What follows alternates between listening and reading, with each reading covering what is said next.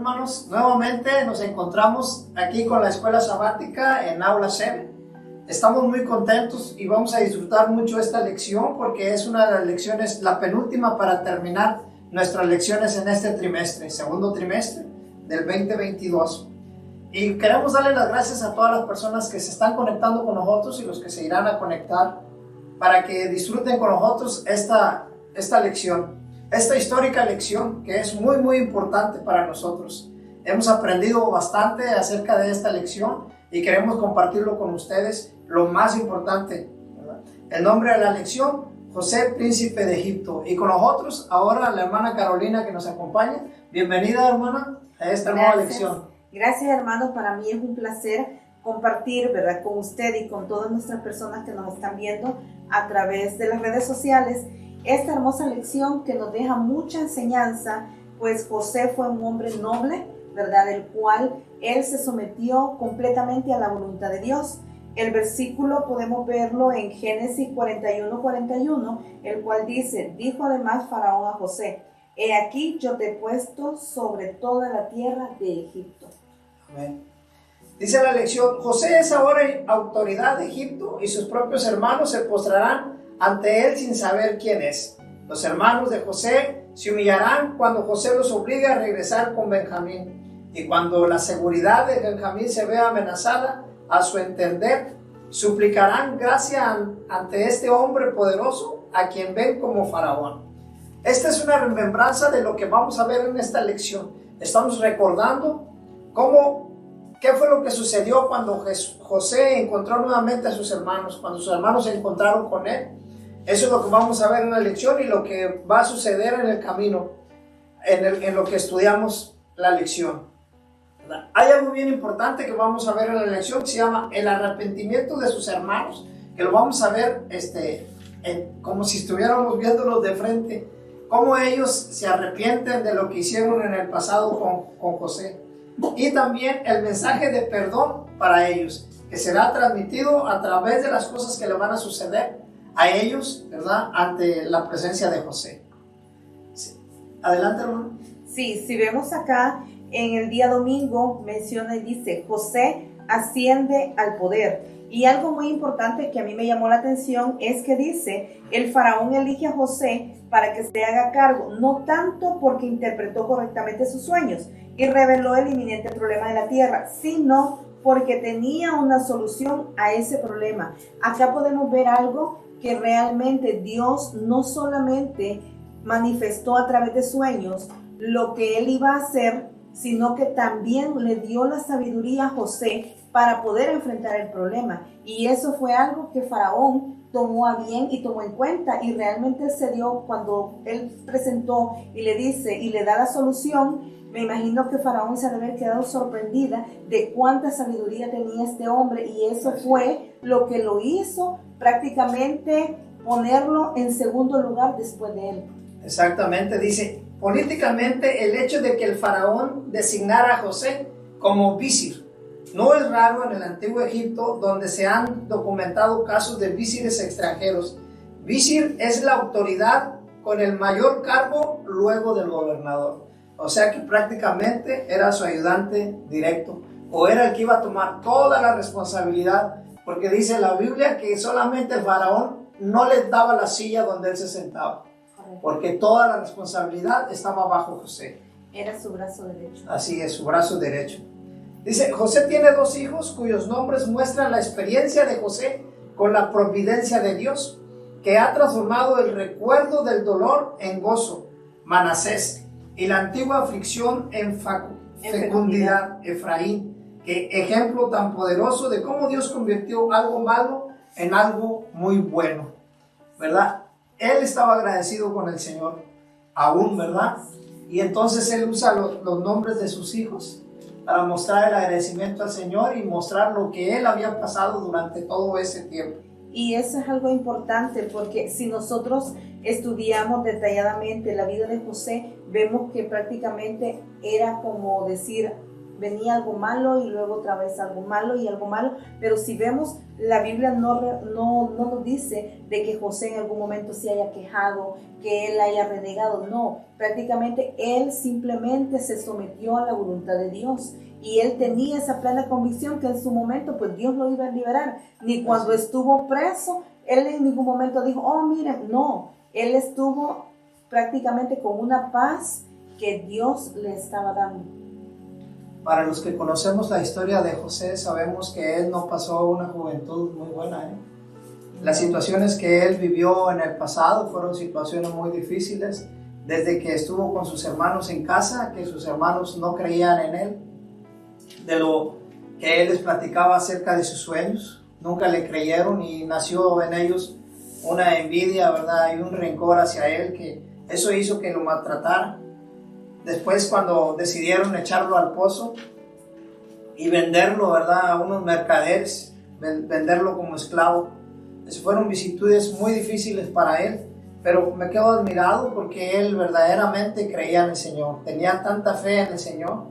Con el tiempo vamos a ver que el Señor lo premia, ¿verdad? Porque después de haber pasado por todo eso y soportar situaciones difíciles en su vida, él logró encontrar la felicidad, ¿verdad? Y bueno, vamos ahora a lo más importante, algo de lo más importante de esta lección.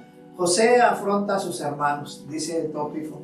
Si vemos acá, la verdad es que el hambre dice que obliga a Jacob a enviar a sus hijos a Egipto a comprar grano, pero irónicamente es Jacob quien inicia el proyecto.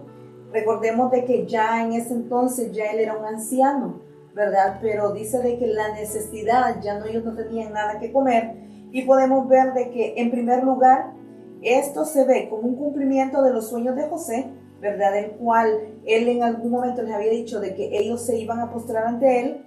Y en segundo lugar, este encuentro providencial se describe como una respuesta a los ecos lingüísticos y temáticos entre los dos acontecimientos, fundamentan el papel de la retribución justa. Así que podemos ver realmente cómo se cumple la palabra de Dios, cómo se cumplen los sueños en este episodio, y que prácticamente el mismo Padre es el que los manda por la necesidad que ellos estaban teniendo. No es que él estuviera a favor de José, porque de hecho su padre no sabía que iban a encontrar a José, no, ¿verdad? La necesidad que estaban pasando con el hambre le había a él obligado a enviar a sus hijos a ese lugar a comprar alimentos, ¿verdad?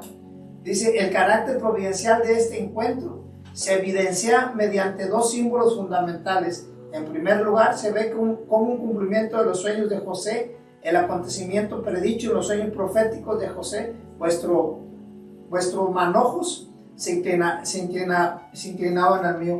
Eso es lo que decía cuando él explicaba el sueño, ¿verdad?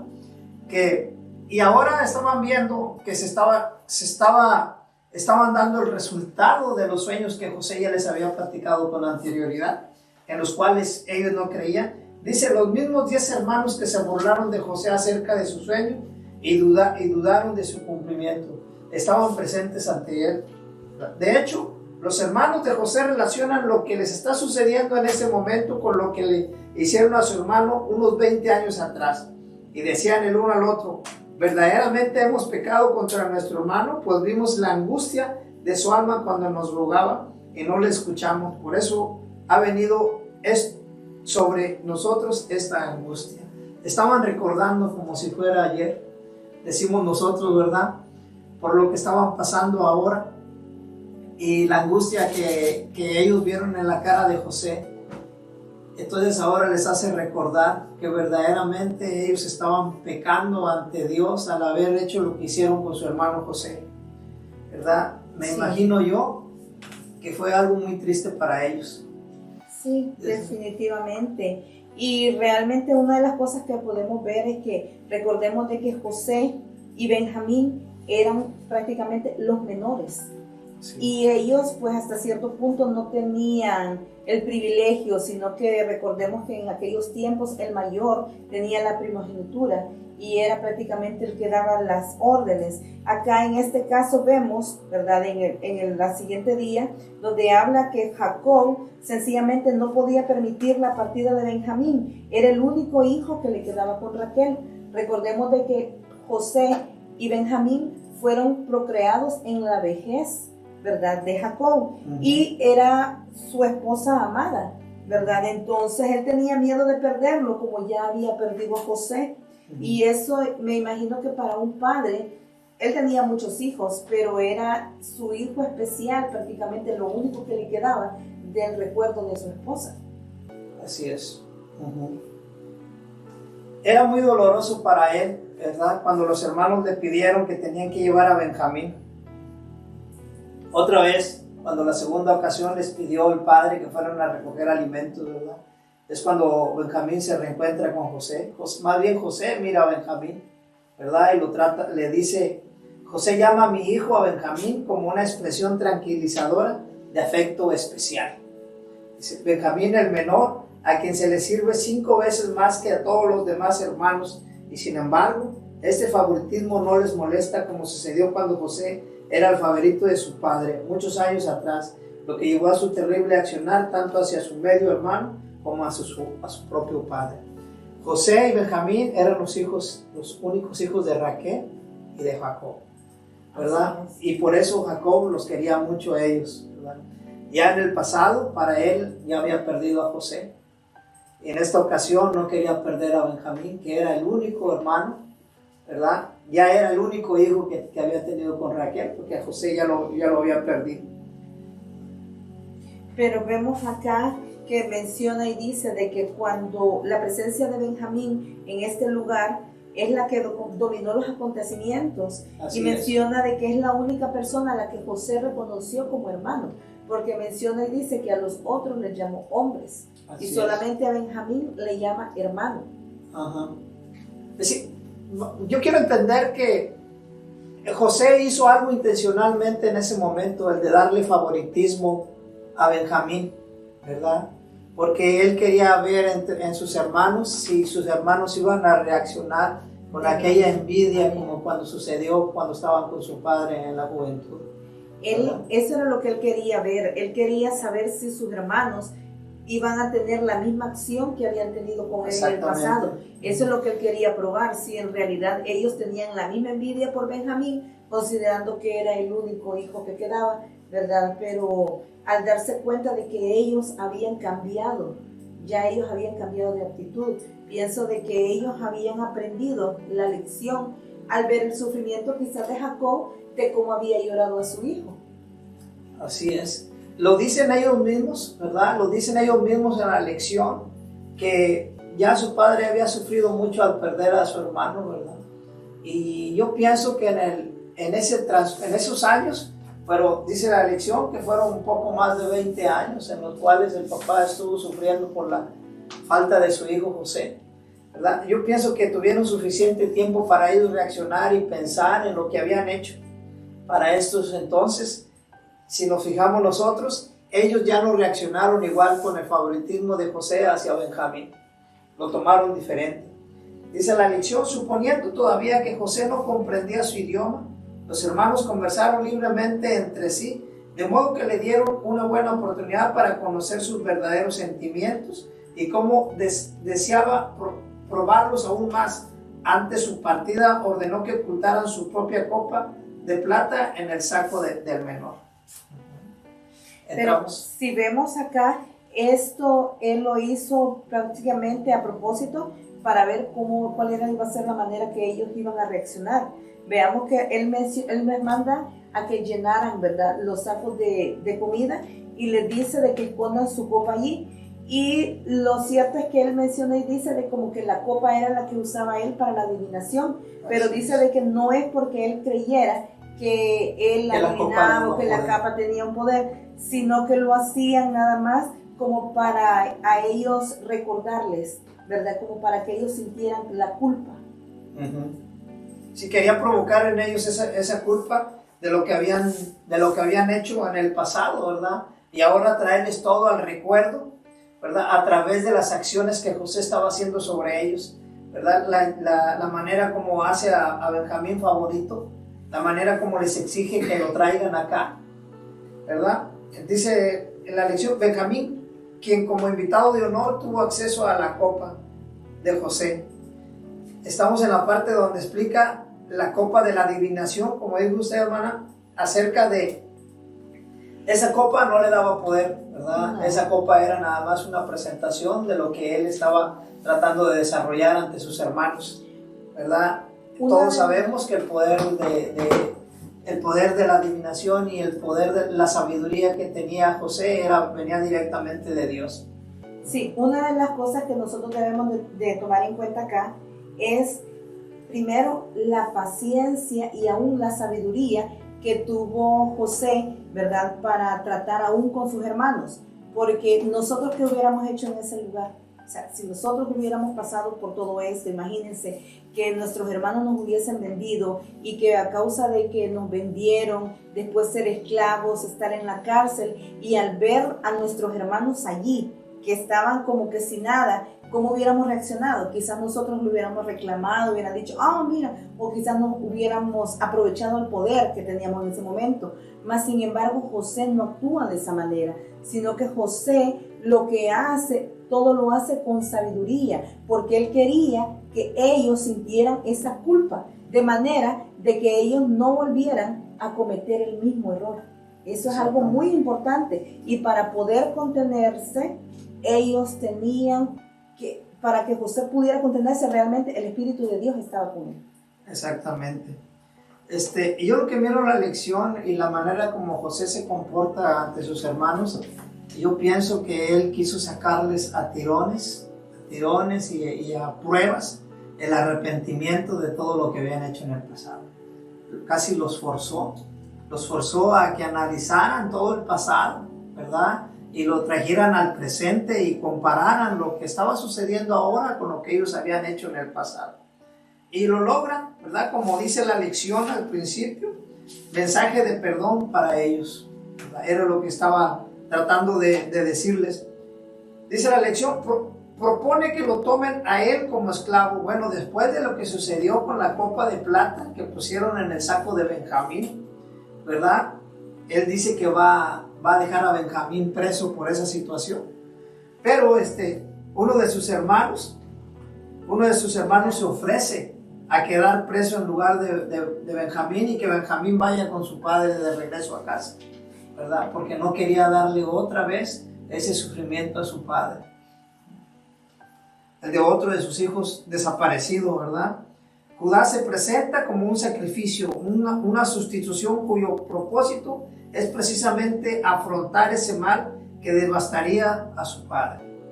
Así es, recordemos que Judá era el mayor, él prácticamente era de los mayores, y él ya había aprendido la lección, y eso es algo que nosotros debemos de tomar en cuenta, de que él prácticamente se estaba sacrificando, porque él no sabía si cuánto tiempo iba a estar allí preso, porque pues en ese tiempo, ¿verdad?, las penas eran diferentes, pero podemos ver realmente que por amor a su padre, y me imagino que por el recuerdo, el remordimiento de lo que había hecho con su otro hermano, es que él tomó esa actitud de venir y decir, no, esta vez voy a actuar de una manera diferente. Y es algo muy importante que nos da la lección de que aunque ellos cometieron un error, pero ellos pudieron cambiar.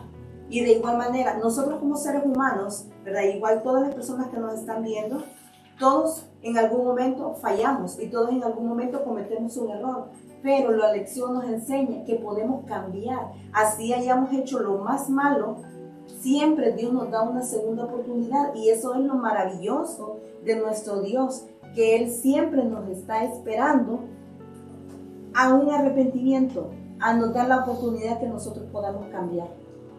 Hemos aprendido en esta lección que por mucho más malo que seas o muy malo que hayas hecho, en muchas cosas malas que hayas hecho, el Señor siempre te va a estar esperando. Está esperando tu corazón que reaccione y que se reencuentre con Él. Dios nunca te va a quitar la oportunidad de acercarte a Él. Y es esto un llamado también a las personas que nos escuchan. Aunque estés pasando por una situación en la cual estás disfrutando por lo que estás haciendo y sabes que está mal, ahora es tiempo de reencontrarte con Dios. Ahora es tiempo de pedirle perdón al Señor y reencontrarte con Él. Porque va a ser más satisfactoria para tu vida tener un cambio nuevo, con un carácter nuevo y un comportamiento nuevo que le agrade a los ojos del Señor. Serás bendecido tú y toda tu familia. Y todas las partes donde tú estés, serás bendecido también y bendecirás a las personas que se reúnen contigo. Y algo que realmente a mí me causa, imagínense cuando José les revela, ¿verdad?, que él es su hermano, ellos no lo podían creer y él se lo repite y le dice, soy José, el que ustedes vendieron a Egipto. Y él, en lugar de, me imagino que ellos se sintieron mal, ¿verdad?, y todo, pero en lugar de checarle, le dice, me envió Dios. Entonces, eso denota realmente la humildad, ¿verdad?, de José, que hasta en el último momento que él enfrentó a sus hermanos y todo, hasta en ningún momento él les reprochó ni le reclamó, sino que él estaba consciente que todo se hacía bajo la voluntad de Dios. Ahora, esto nos enseña a nosotros que en algunos momentos que nosotros enfrentamos diferentes cosas, no culpar a nadie, no venir y decir, oh, por tu culpa, no, sino que debemos de confiar que cuando Dios permite que las cosas sucedan, es porque Él tiene un propósito para nosotros. Y nosotros lo que debemos de hacer es pedirle a Dios que se cumpla su voluntad en nosotros y nosotros poder hacer lo que Él quiera. Así es que, hermanos, esta lección ha sido muy hermosa, ¿verdad? Estamos muy agradecidos con nuestro Dios porque Él nos permite aprender cada día más de su palabra. Te vamos a pedir que nos sigas acompañando durante estas transmisiones de Aula Zen con la Escuela Sabática, y te vamos a pedir que si te quieres inscribir y quieres compartir con nosotros algún comentario, quieres hacer un comentario, escribe en la parte de abajo de nuestros videos a Aula Zen, y estaremos atendiendo esas preguntas y esos comentarios que quieras hacer, ¿verdad? Y te damos las gracias y damos gracias a nuestro Señor porque permite a través de esta plataforma presentar el tema de la Escuela Sabática. Cada semana lo hacemos para estar presentes con ustedes y ayudar un poco en dar el mensaje a las personas que no lo conocen. Pero queremos que sigas aprovechando cada lección durante este trimestre y los trimestres que siguen, para que estés acompañándonos durante la lección y puedas también apoyarnos con un like, ¿verdad? No es tanto la importancia de que nos des un like, sino para que más gente pueda también compartir este programa y también disfrutar con nosotros la lección de la Escuela Sabática en nuestra plataforma Aula Zen.